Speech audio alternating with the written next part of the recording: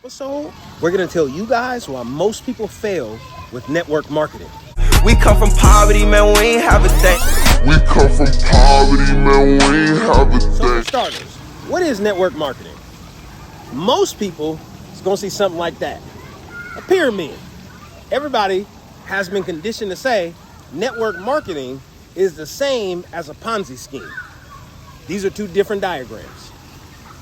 So the difference between a Ponzi scheme and network marketing. So a Ponzi scheme is getting people to sign up for the opportunity for a great payout in the future, but it never happens. So one person gets 7 more people, and the 7 people get 14 people, and the 14 people get 14 more people, and the only person that ever gets money is the person at the top.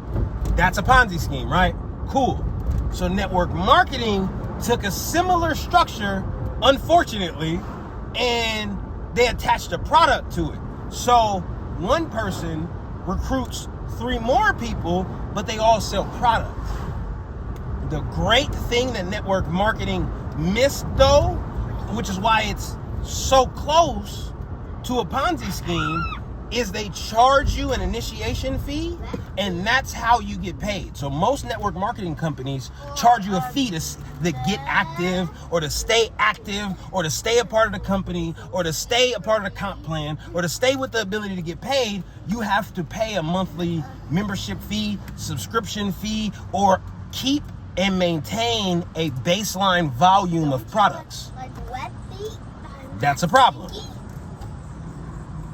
Now, boy, and that model is so damn difficult to maintain.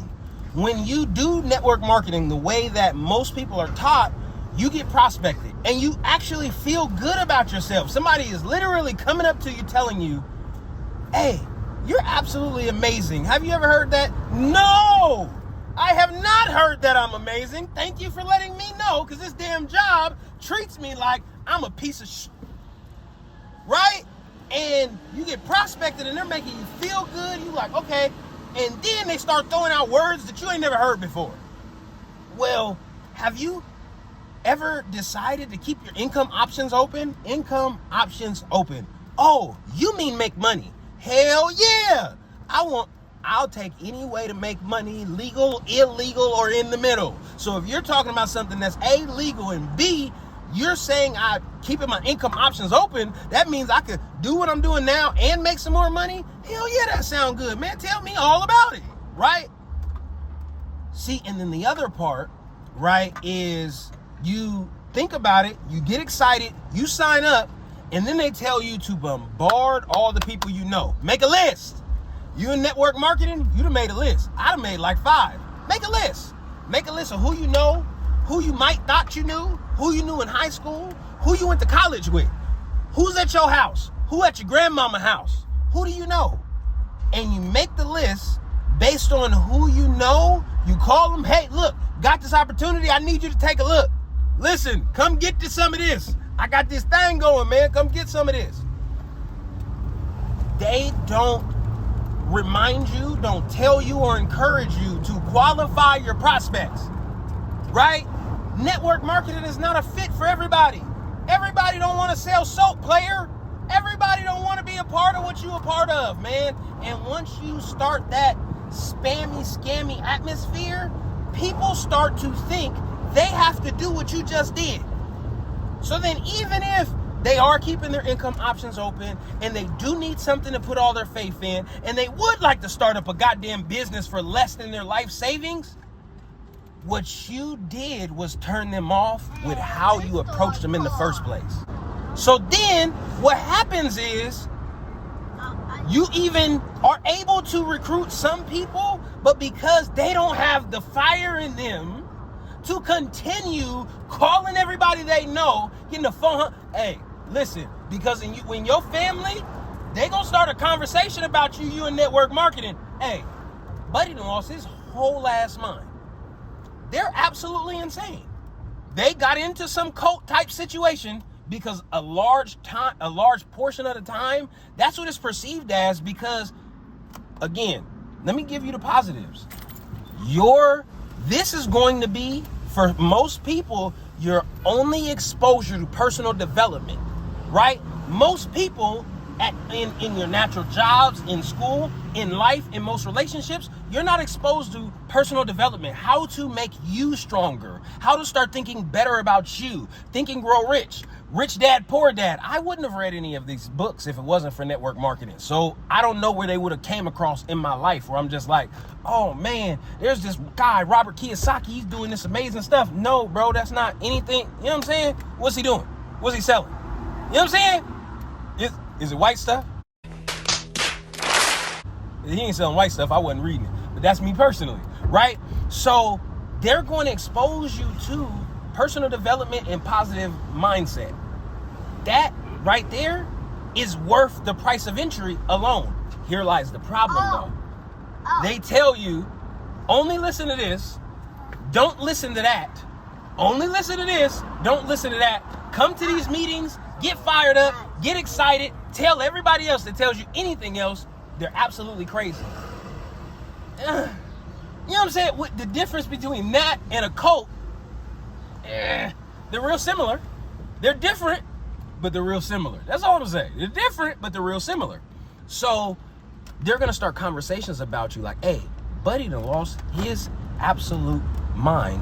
He's joined a cult. He's joined a cult, and we don't know what's wrong with him. He's trying to get everybody signed up. He's trying to get this thing. We don't know what's wrong with dog.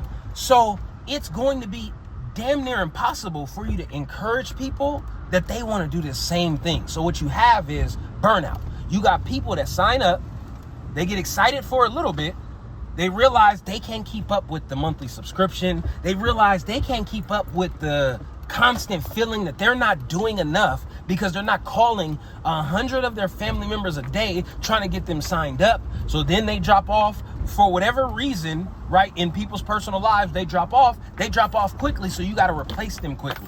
So then you're in a constant stream of recruit people, replace them, recruit people, they fall off, replace them, recruit people, they fall off, replace them. So then your income is constantly doing this. Right? And it leads people to have this mentality that, okay, well, if only I go a little harder, if only I call a few more people, then I'll become successful. Thus, you're then burning bridges in the relationships of the people that you first exposed, right?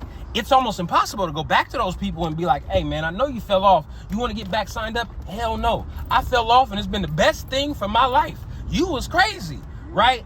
And that part of the business is absolutely backwards and lopsided and absolutely needs to change. Most people in network marketing fail because you cannot duplicate the way that they've been teaching you to duplicate, because the only thing that you're doing and the only way that you have attracting people to you is telling them how much money you made.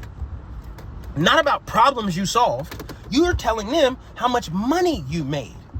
So if you're not talking about, what about bills being paid and problems being solved, right? This person has not achieved the rank of 100,000 K and all. This person has been able to live life on their terms and not have to report to a job or drive through traffic for the last 12 months. Isn't that impactful? So,